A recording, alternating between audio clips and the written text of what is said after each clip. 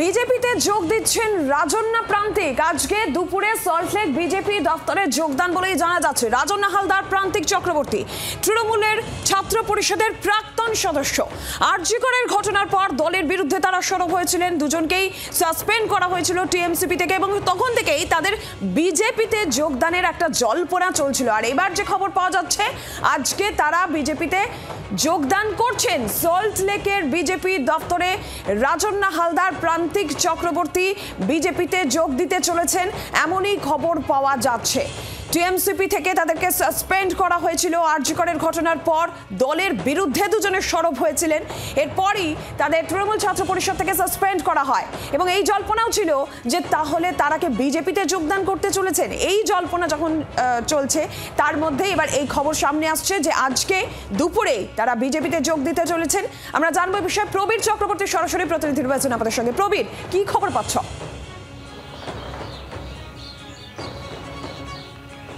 দেখো নীলাঞ্জনা, অনেকদিন ধরে একটা জল্পনা ছিল যে রাজন্না হালদার এবং প্রান্তিক চক্রবর্তী তৃণমূল ছাত্র পরিষদের প্রাক্তন দুজন সদস্য এবং রাজন্না হালদার অত্যন্ত গুরুত্বপূর্ণ ছিলেন তৃণমূল ছাত্র পরিষদের শাখায়।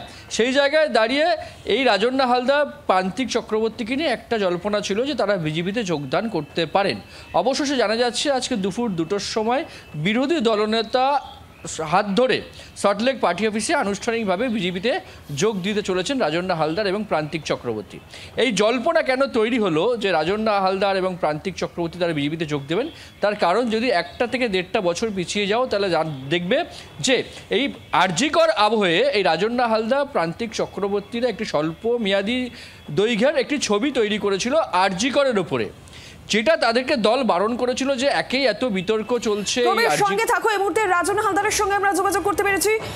রাজন্না, আপনি এবং প্রান্তিক চক্রবর্তী আজকে বিজেপিতে যোগ দিতে চলেছেন, এই খবর আমরা পাচ্ছি, আপনি কি বলবেন?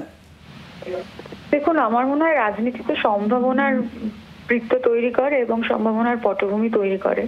তো এই নিয়ে আমার মনে হয় 2টোর পর আমি উত্তর দিলে সেটা বেশি ভালো হবে।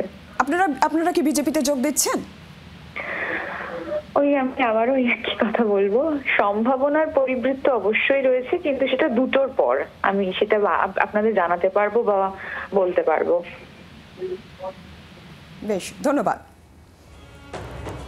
প্রবীর। যেমনটা আমরা রাজন্নার বক্তব্য শুনছিলাম, 2টোর পর সমস্তটা পরিষ্কার হবে, রাজন্না বলছেন।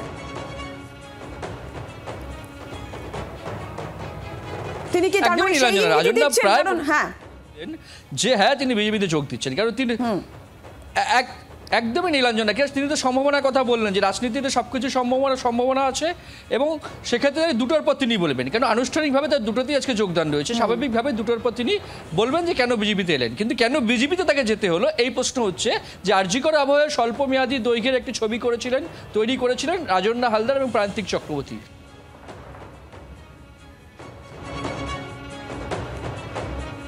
যেমনটা আমরা জানতে পারছিলাম যে 2টোর সময় রাজন্না বলছেন যে 2টোর সময় পরিষ্কার হবে, কিন্তু সেই ইঙ্গিত তিনি দিয়ে রাখছেন এবং আনুষ্ঠানিকভাবে 2টোর সময় তিনি বিজেপি দপ্তরে সল্টলেকে যোগদান করবেন। এই খবর যখন পাওয়া যাচ্ছে, রাজন্না হালদার, প্রান্তিক চক্রবর্তী দুজনেই আজকে বিজেপিতে যোগদান করবেন বলে খবর পাওয়া যাচ্ছে।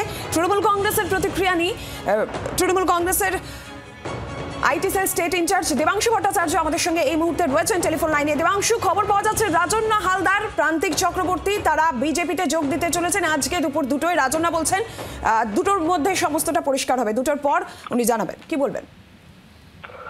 আচ্ছা, বলছি কটা আমাদের বিধায়ক নিয়ে বেরোচ্ছে, কোনো খবর আছে আপনাদের কাছে? একটু জানাবেন তো। মানে 180-180খানা বিধায়ক নিয়ে বেরোচ্ছে কি, বা কটা জেলা পরিষদ সদস্য নিয়ে বেরোচ্ছে? আমাদের তো 28টা এমপি, আমাদের খুব ভয় হচ্ছে। বিশ্বাস করুন, 20টা এমপি নিয়ে বেরিয়ে যাবে। রাজ্যসভার এমপি রয়েছে, সেখান থেকে যদি 5-10টা নিয়ে বেরিয়ে যায়। মানে আমাকে দলের ছাত্র সংগঠনের 2জন ছিলেন, তারা পার্টি থেকে সাসপেন্ডেড। তো স্লোগান দিয়েছিলেন তারা 2021 জুলাই কোনো একটা মঞ্চে দল সুযোগ দিয়েছিল বক্তৃতা দেওয়ার। সেই বক্তৃতায় সুযোগ দিয়েছিলেন চপ্পা চপ্পা গুঞ্জ উঠেগা মমতা দিদিকে নারসে। তো এই স্লোগান দেওয়ার পর যখন দল থেকে সাসপেন্ড হলেন, তাদের আদর্শ এতটাই ঠুনকো যে সরাসরি যাদের বিরুদ্ধে স্লোগান দিয়েছিলেন তাদের দলেই গিয়ে যোগদান করতে হচ্ছে সেই বিরোধী দলনেতার হাত ধরে। তো ঠিক আছে, বিষয়টা হচ্ছে বয়স্ক নেতারা তাদের 2021-এর আগে আমরা দল বদল করতে দেখেছি, তাও মানা যায়, তাদের রাজনীতিটা সায়ান্নে এসে পৌঁছেছে, এখন দল বদল করছেন।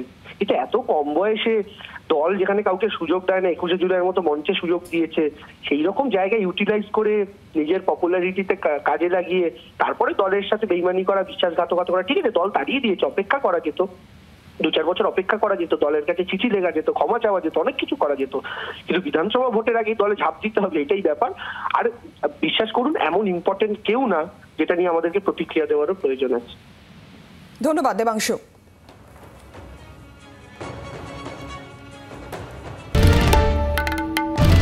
বাংলার আওয়াজ, বাঙালির আবেগ, জি 24 ঘন্টা।